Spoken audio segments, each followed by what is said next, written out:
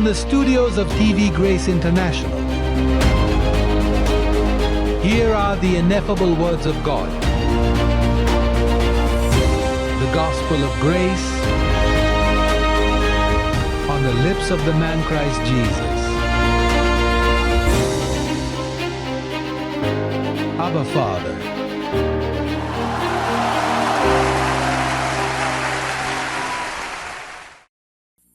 May maluwalhati at maluwalhating mensahe tayo. As always, di ba tulad ng dati, at ito ay matatagpuan. Ang unang talata na gagamitin natin ay nasa unang titik. Kay Timoteo, Kabanata 1, hanapin nating lahat ito. Timoteo, talata 11.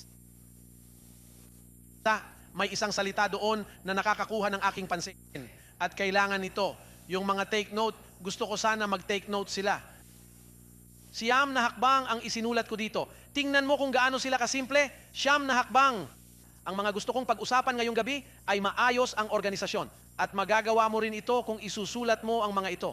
Ang tema ay ang maluwalhati ebanghelyo, kilala rin bilang kaharian ng Diyos.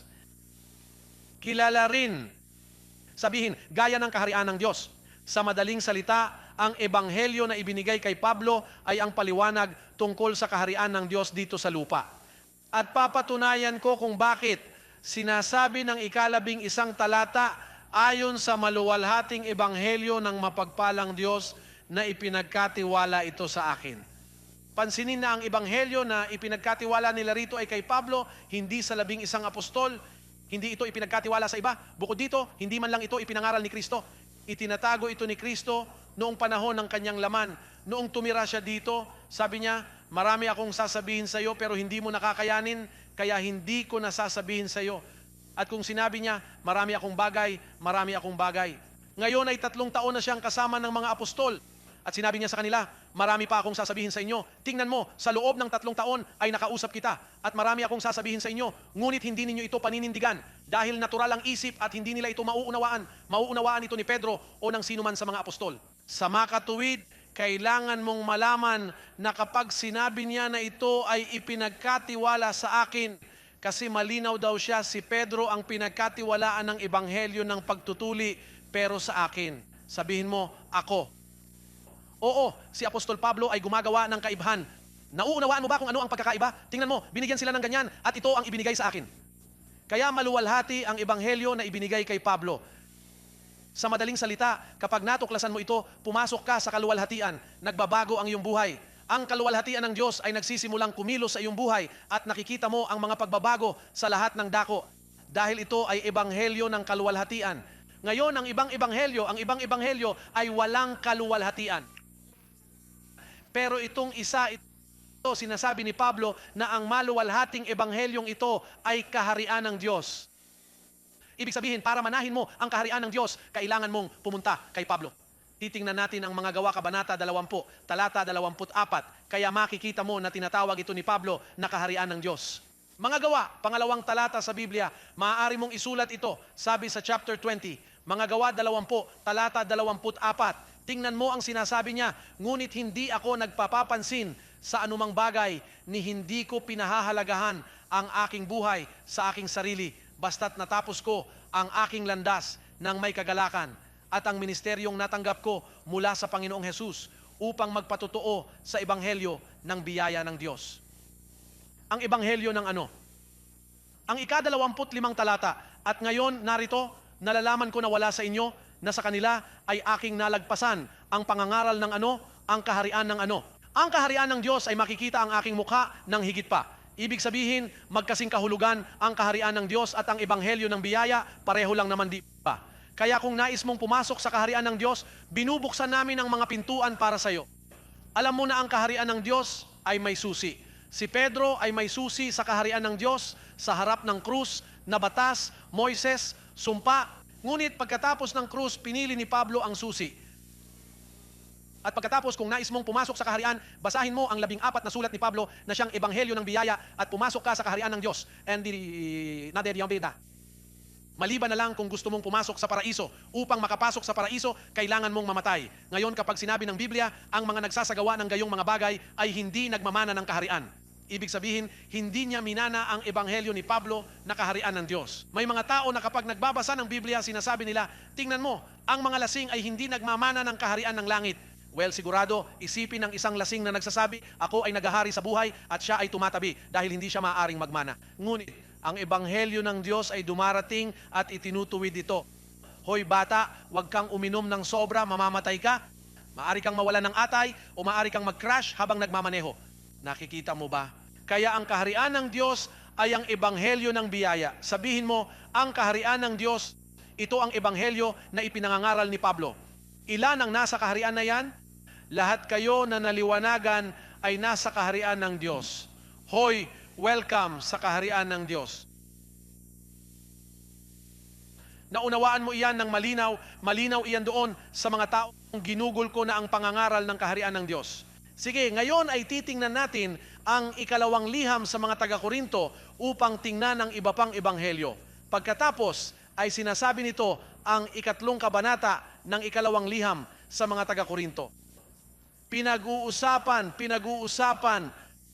ng lumang ministeryo. Talatang 3, sapagkat kung ang ministeryo ng kaparusahan ay may kaluwalhatian. Pansinin ang sabi ni Pablo, ang maluwalhating ebanghelyo ngayon na ministeryo ni Moises at ng 11 apostol, bago mamatay si Kristo ay may tiyak na kaluwalhatian siya. Kaluwalhatian ang nagpagaling sa may sakit, pinagaling ang may sakit. Ito ay isang kaluwalhatian sa laman para sa karne. At sinasabi niya, mas lalong sasagana sa kaluwalhatian ang ministeryo ng katwiran. Sapagkat maging yaong maluwalhati, hindi ito maluwalhati sa bagay na ito kumpara sa pinakakilalang kaluwalhatian.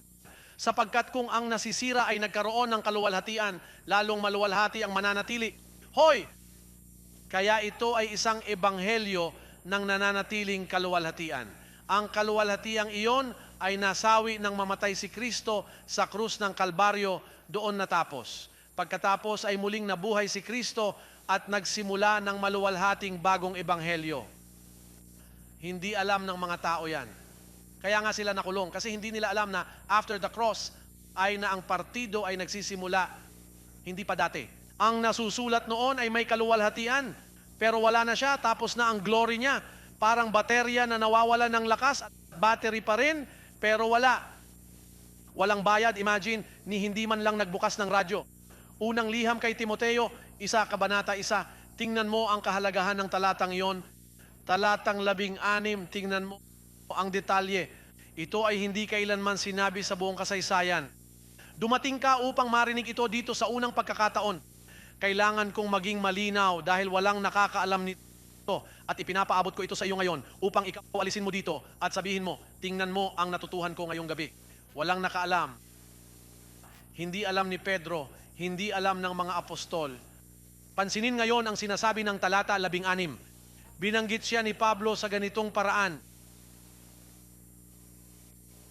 Ngunit dahil dito ako'y tinanggap ng may awa upang ipakita ni Hesukristo ang kanyang sarili sa akin. Si Pablo ay nagsasalita upang maipakita ni Hesukristo sa akin ng una. Ibig sabihin nito, wala nang ibang nakatanggap nito. Ang una ay nakikita ang lahat ng kanyang clemency bilang isang halimbawa sa mga taong maniniwala sa kanya tungo sa buhay na walang hanggan. Ibig sabihin si Pablo ang una. Minsan, naririnig mo ang mga taong nagsasalita ng walang katuturan doon na ang Torah na kailangan mong pumunta sa mga Hudyo upang maligtas Hudyo. Kung ang Diyos na ito, inihayag ito sa kauna-unahang pagkakataon kay Apostol Pablo na siya ay tunay na isang tunay na Hudyo, isang tunay na Fariseo. Ngunit, tingnan mo, hindi ito inihayag ni Hesukristo kay Maria. Walang alam si Maria tungkol dito, ni si Jose, ni ang mga apostol, walang sino man. Hinanap ni Hesukristo ang isang kriminal na nagngangalang Saulo ng Tarso, si Pablo, na umusig sa mga Kristiyano. At pagkatapos siya ay dumating, convert sa kanya, tawag sa kanya, at sabihin, Paul, ikaw ang magiging una sa kasaysayan kung kanino ako pagpunta sa ipakita ang lahat ng aking awa, ang lahat ng aking clemency pinili ko sa iyo upang ipakita ang lahat na tunay na pagpapala, ibig sabihin.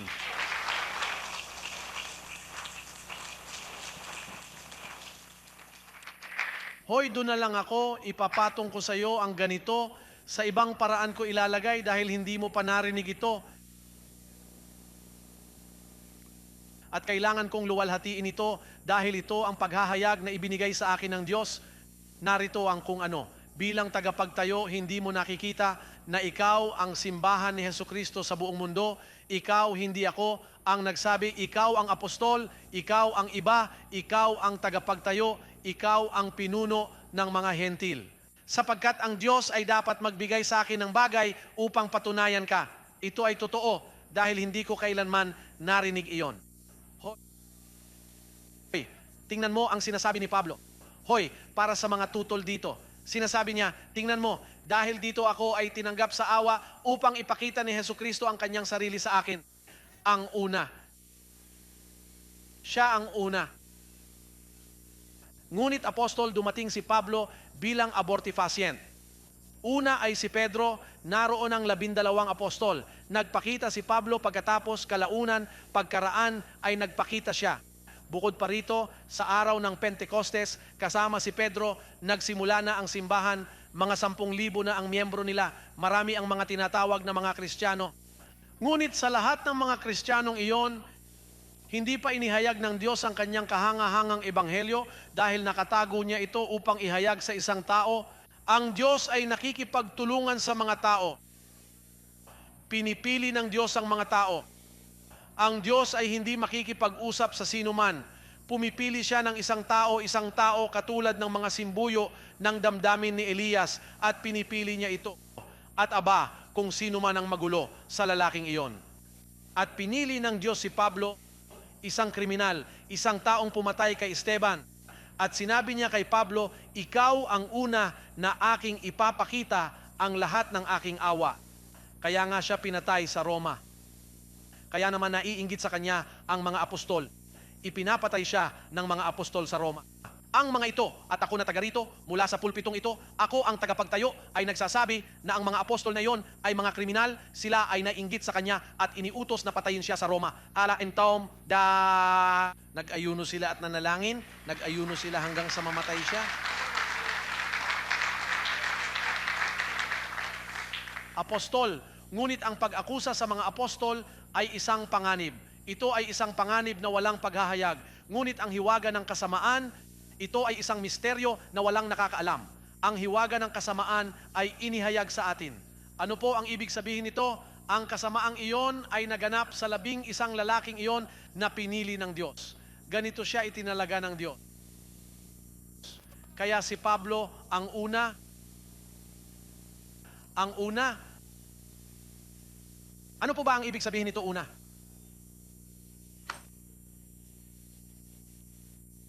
Iyon ang dahilan kung bakit. Kaya nga sabi niya, tingnan mo ako. Well, tingnan natin ito dun mismo. Punta tayo sa unang sulat sa mga taga-Korinto, balikan natin ulit. Unang liham sa mga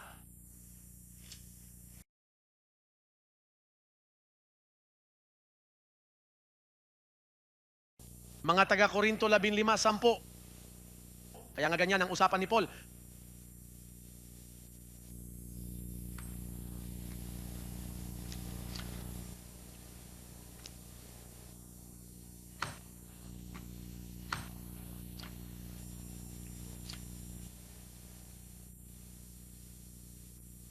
Nagagalak ako sa kaluwalhatiang ito. Ito ang aking gantimpala. Ito lamang ang bumabagsak sa akin. Imagine mo na lang. Ito ang kaluwalhatian na ako. Kaya nga ako. Ito ang nagbibigay sa akin ng lakas ng loob. Ito ang aking gamot. Ito ang gamot na nagpapatuloy sa akin. Sa mga paliparan, naglalakad sa bawat hotel, sinusubukan ng iba't ibang unan, iba't ibang kutsyon, iba't ibang banyo, sabon at iba pa. Sinusubukan ng iba't ibang mga pampalasa at kung minsan ay binibigyan nila ako ng ilang mga bagay sa aking katawan at gumaling ako, ngunit ito ay bumabalik at nagbibigay sa akin ng ibang bagay. Oo, nagkaroon ako ng distemper, di ba last week? Well, nakuha ko na rin ito pero ngayon nakuha ko na naman. Kasi nagbabago ang panahon, ginagawa ko yan. Pero sabi ni Paul, sinasabi ni Pablo na maging ang ating buhay ay isinuko para sa ebanghelyong ito. Ganyan talaga, 15, 10, tingnan mo ang sinasabi niya, gusto ko lahat ng tao ay magkaroon ng talatang iyon. Mga note takers, pakiusap, unang liham sa mga taga-Korinto, Kabanata 15, talata 10. Sabi niya, ngunit sa pamamagitan ng biyaya ng Diyos ako ay kung ano ako. At ang kanilang biyaya ay hindi naging walang kabuluhan sa akin, kundi ako ay gumawa ng higit kaysa sa kanilang lahat, nagsasalita tungkol sa mga apostol. Bakit ko alam na ang tinutukoy nito ay ang mga apostol? Ayon sa talatang Siyam, tingnan ang sinasabi nito, sapagkat ako ang pinakamaliit sa mga apostol na hindi ako karapat-dapat na tawaging apostol sapagkat inusig ko ang iglesia ng Diyos. Pero sa biyaya, verse 10, subalit sa pamamagitan ng biyaya ng Diyos, ako ay kung ano ako at ang kanilang biyaya ay hindi naging walang kabuluhan sa akin, kundi ako ay gumawa ng higit kaysa sa kanilang lahat. Pero hindi ako, kundi ang biyaya ng Diyos na kasama ko. Hoy, ang ganda, di ba?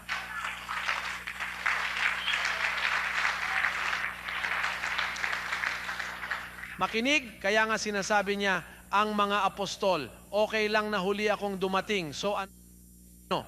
Katotohanan, magbibigay ako ng lesson sa English, so what? So ano nga ba ako ay huling dumating, ngunit higit pa sa lahat ng mga ito ang nagawa ko.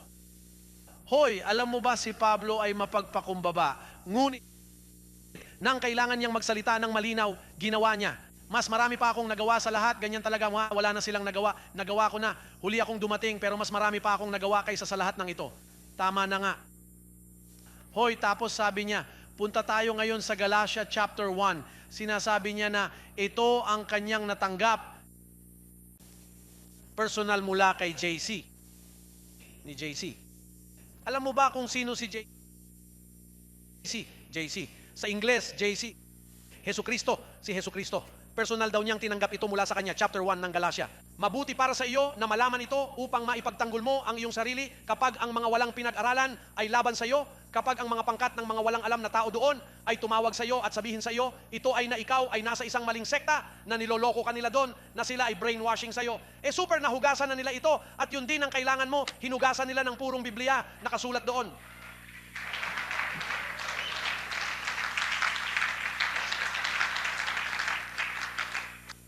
Tingnan mo kung ano ang sinasabi ng chapter 1 verse 11. Lahat tayo ay naroon. Subalit sinasabi ko sa inyo mga kapatid na ang ebanghelyong aking ipinangaral ay hindi ayon sa tao. Talata 12, sapagkat hindi ko ito tinanggap, ni natutuhan man ito sa sinumang tao, kundi sa pamamagitan ng paghahayag mula kanino? Mula kay JC, mula kay Jesucristo. Tingnan mo, kapag nagbalik loob ka sa isang relihiyon, may nagdala sa iyo ron. May nag-convert na nga. At kung suot ito ng isang bautista, ikaw ay nagiging bautista. At kung makakakuha ka ng isang Pentecostal, ikaw ay magiging isang Pentecostal. At kung kukunin ka ng isang Mormon, ikaw ay magiging Mormon. At kung kukunin ka ng isang Seventh-day Adventist, ganun din dahil ikaw ang taong kinuha ka ng isang tao. Ano ang mangyayari? Na si Pablo ay lumilitaw at pagkatapos ay sinasabi, tingnan mo, personal na nagpakita sa akin si Jesucristo, kaya ako ay disipulo niya na nabuhay na mag-uli. Hindi siya umakyat sa Jerusalem para sabihin ni Pedro, tingnan mo si Pablo, ganito ito, ganito ang mangyayari, ganito ang mangyayari. Kaya nga sila nagselos. Dahil sila ang mga autoridad at lahat ng dumating. Doon kailangan niyang mag-report kay Pedro, kay Juan, kay Santiago. Pero ano ang mangyayari na hindi iniulat ni Pablo? Sabi nila, hoy, ano bang problema ng taong ito na sinasabi nilang bulag doon sa daan patungong Damasco at sinabi sa amin ni Ananias na nagtago siya doon dahil ang liwanag na ibinigay niya sa kanya ay nagtanggal ng kanyang paningin at siya ay bulag.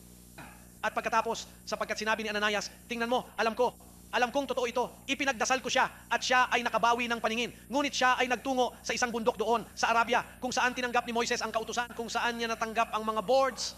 Naroon ang baliw na iyon. Ngunit doon nagpakita sa kanya si Jesucristo. At pagkatapos ay sinabi niya sa kanya, Pablo, ang ebanghelyo na aking ihahayag sa iyo, tingnan mo, hindi ka mauunawaan ng mga apostol. Posibleng maging ang iyong buhay ay mapanganib dahil magsasalita ka ng kakaiba. Ito ay isang maluwalhating ebanghelyo.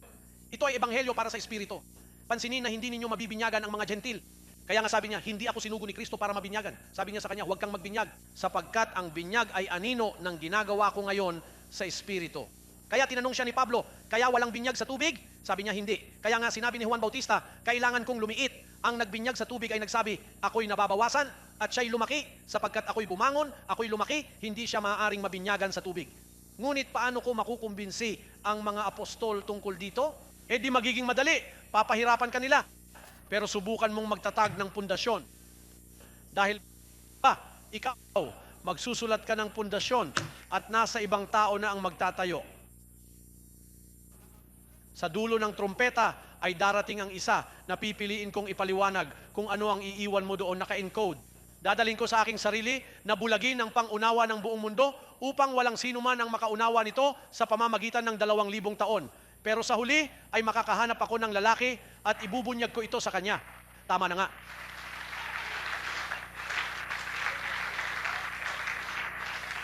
Kaya nga sa chapter 1 verse 1, tingnan ang sinasabi nito, si Pablo ang apostol, hindi sa mga tao o sa pamamagitan ng tao, kundi sa pamamagitan ni Hesukristo at sa pamamagitan ng Diyos. Ibig sabihin, si Pablo ang pinili, pero kailangan kong sabihin ang sabi ni Paul, Galacia 1:1. Si Pablo ang apostol, hindi sa mga tao ni sa pamamagitan ng tao, kundi sa pamamagitan ni Hesukristo at sa pamamagitan ng Diyos Ama na bumuhay sa Kanya mula sa mga patay. Kung gayon, napakahalaga na maunawaan na ang ebanghelyong ito ay walang ibinabahagi sa batas. Sa batas, hindi siya naglalakad.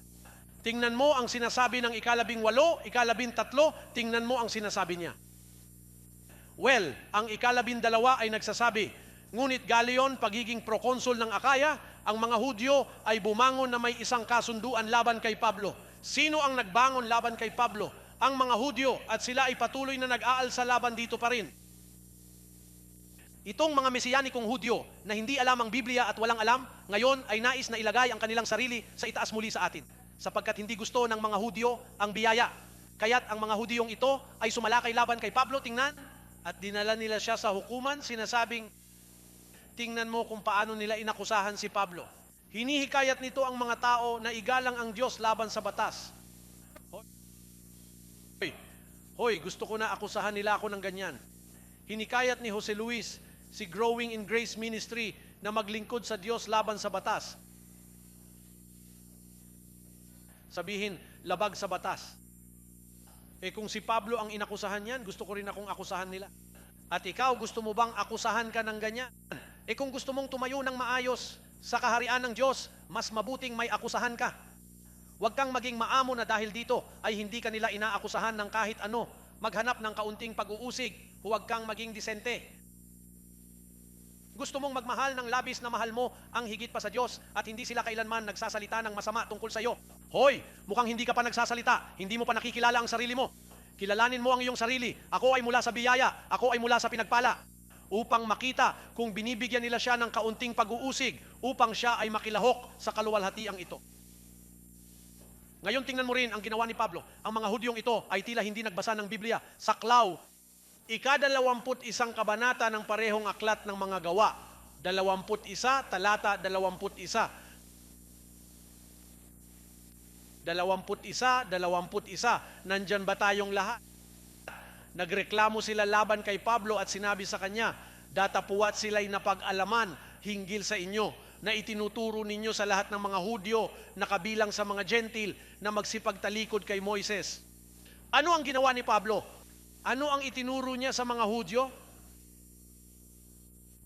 At alam mo ba kung ano ang ginagawa ng mga Hudyong ito sa 10, 80? Sabi nga nila, hindi, si Moses ang boss dito. Ang Torah ay dapat igalang. Kailangan nating bumalik sa tribo ng ito at ng isang iyon. Hindi mo na kailangang bumalik sa kahit anong tribo. Pakinggan mo, o apostata ni Moises. Apostata mula sa batas ni Moises, hindi iyan nakakatulong sa iyo. Iyan ay isang ministeryo ng kamatayan at sumpa. Walang Hudyo ang may anumang bagay na makipag-usap sa akin. Bagkus, kailangan kong makipag-usap. Kailangan nilang pumunta rito upang makibahagi sa kaharian ng Diyos dahil sila ay nasa labas ng kaharian ng Diyos.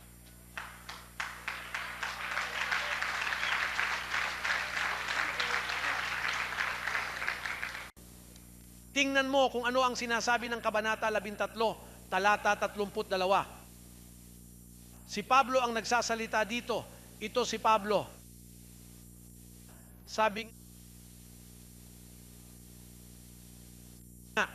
Basahin natin ang talata, ang 32 talata. Sabi niya, pero binuhay siyang muli ng Diyos at siya ay nagpakita sa loob ng maraming araw sa mga umahon na kasama niya mula sa Galilea hanggang sa Jerusalem, na ngayon ay kaniyang mga saksi sa harap ng bayan. At ipinapahayag din namin sa inyo ang ebanghelyo ng pangakong iyon sa aming mga ama. Ibig sabihin nito na ang ating mga ninuno, ang mga Hudyo, ang pangakong ginawa sa kanila ay matatagpuan sa ebanghelyo ng biyaya. At kailangan nilang lumapit sa panig na ito. Hindi na namin kailangang pumunta doon. Kailangan nilang pumunta dito dahil ang mga pangakong ginawa sa kanilang mga magulang sa buong bayan ng Israel ay ang ebanghelyong ipinahayag kay Apostol Pablo. Malinaw ang sinasabi nito doon. Kaya naman kailangang i-apostatize si Moises. Pastor, pero maraming pinag-uusapan ng Biblia tungkol kay Moises. Kakailanganin kong punitin ang lahat ng mga pahina at maiiwan ako ng walang Biblia. Hindi, huwag mong kunin ang mga ito, iwanan sila doon, ngunit huwag makinig kay Moises. Yung ebanghelyo ni Pablo, punta tayo sa Romans chapter na kabanata 1. Roma ngayon, pumunta tayo sa Roma. Unang kabanata, talata 1. Tingnan ang unang bagay na sinasabi nito tungkol sa ebanghelyong ito. Ang ebanghelyo na ibinigay kay Pablo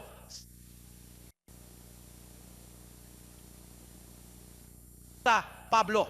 Sinasabi nito, si Pablo, isang lingkod ni Hesukristo, ay tinawag na maging apostol, na itinakda para sa ebanghelyo kanino, na ipinangako niya noon ng kanyang mga propeta sa mga banal. Ano?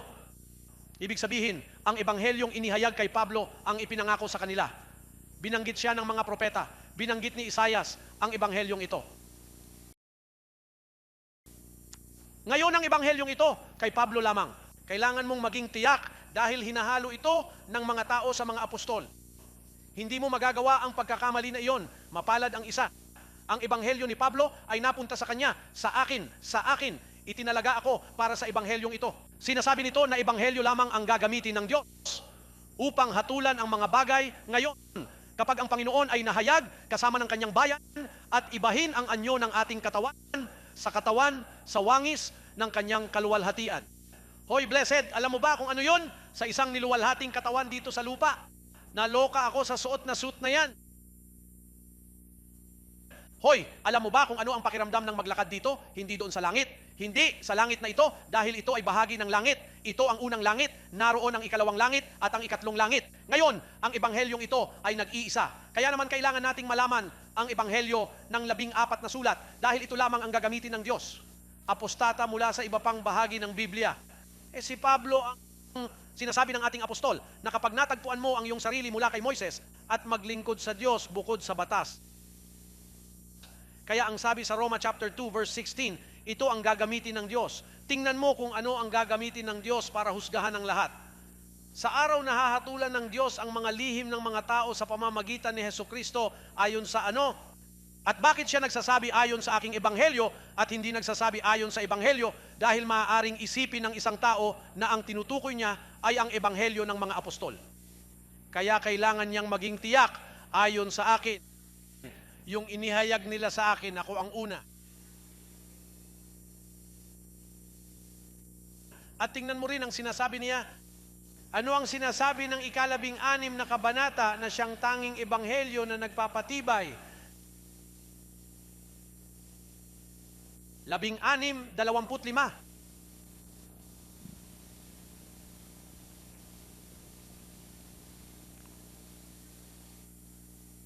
16. Ang Roma 16, talata 25 ay nagsasabi, at siya na may kakayahang magpatibay sa inyo ayon sa aking ebanghelyo at sa pangangaral ni Hesukristo, ayon sa paghahayag ng hiwaga na nakatago mula sa mga panahong walang hanggan. At kung saan maaari kanyang kumpirmahin. Pansinin na hindi sinasabi ni Pablo, ako nga. Sabi niya, darating ang isa na gagamit ng ebanghelyo na isinulat ko. Siya ay tumutukoy, tumitingin, at kung sino ang maaaring. Pwede mo itong ilabas doon at sa taong makakapagpatibay sa atin. Jose Luis de Jesus, ayon sa aking ebanghelyo. Hindi ito ang gusto, ito ay ang taong maaaring dahil marami ang gusto. Ngunit sinasabi niya na may isang taong maaaring na tinatawag siya ng Diyos at sinabi sa kanya, ibinibigay ko sa iyo ang autoridad na kumpirmahin ang aking ebanghelyo. Tapos hindi si Pablo. Sabi ni Paul, tingnan mo, ako ang sumulat, pero yung makakapagkumpirma sa iyo ayon sa akin. Gagamitin nila ang ebanghelyo ko para kumpirmahin ang simbahan. At hindi ko sinabi iyon, sinasabi ng 22 bansa na ako ang makapagpapatibay. May ilang mga out doon na sinusubukan upang gayahin ako at magsalita tulad ng sa akin, sinusubukan upang kopyahin ako, ngunit hindi nila kahit na kumpirmahin ang kanilang sarili. At may isa pang bagay tungkol sa ebanghelyong ito, at iyon ay kung lalabas ka rito, hindi ito nagbubunga. Tingnan mo, maraming umalis dito. Sa 14 na taon na tayo dito. Sapagkat para sa aking kapakanan ay wala na sila, upang malaman ko na hindi lahat ay at na may mga taong naglilingkod sa kanilang sinapupunan at umalis sila dito at nagsabi, ako ay magbubukas ng sarili kong simbahan, at kinuha nila ang mga address ng maraming tao. Pero tingnan mo, ang mga anghel ay nagsisimula, Wala, tingnan mo, isa pang simbahan ang hindi pa naitayo dito. Walang lumalabas para magbukas ng simbahan mula rito. Hindi nila kaya. Alam mo ba kung bakit? Kasi hindi ko sila pinapayagan.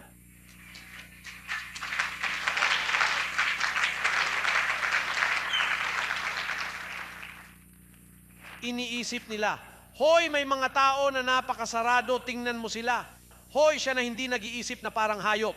Pansinin mo, kasi sabi nila pagkatapos nilang mamatay, pupunta sila sa impyerno kung saan may apoy na nagliliyab sa kanila. Ngunit ang isang espiritu ay hindi nag-aalala. Kung ano ang nasusunog ay ang laman at kapag namatay ka. Tingnan kung paano sila mag-isip. Kung mamatay ka at mapupunta sa impyerno, ano ang sasamahan mo sa pagsunog kung hindi magsunog ang mga espiritu? Isipin mo yan, blessed one. Ang nangyayari ay ang mga imaheng umiiral dito, ang pamahiin at ang tradisyon ay nagpapakita sa iyo ng apoy na ganyan, at ang mga taong sumisigaw at sa impyerno sa isang trident na ganyan. At lahat ng iyon ay nasa isip ng mga tao. Kaya nga kailangan nilang dumating sa kaharian ng Diyos. Ang kaharian ng Diyos ay kung saan ipinangangaral ang ebanghelyo ng biyaya. Ayan na nga, sabihin mo ang maluwalhating ebanghelyo ni Hesukristo. Sabihin mo, pinaglilingkuran kita sa isang maluwalhating ebanghelyo. Maluwalhati ang ebanghelyong ipinangangaral natin dito. Tingnan mo, mag-scan na walang diwa ng takot dito. May diwa ng pagpapahinga dito, hindi mo ba napansin sa mukha ng mga tao ang relaxation na meron? Dahil ang diwang ibinigay niya sa atin, diwa ng pag-ibig, ng kapangyarihan, at ng pagpipigil sa sarili. Kaya ito ay isang maluwalhating ebanghelyo. Sabihin mo, maluwalhati. Kaya nga tayo nagpupunta sa kaluwalhatian dahil ginagawa yan ng maluwalhating ebanghelyo. Kaya blessed greetings sa inyong lahat. Mahal ko kayo. Blessed, batiin mo ang kapatid mo.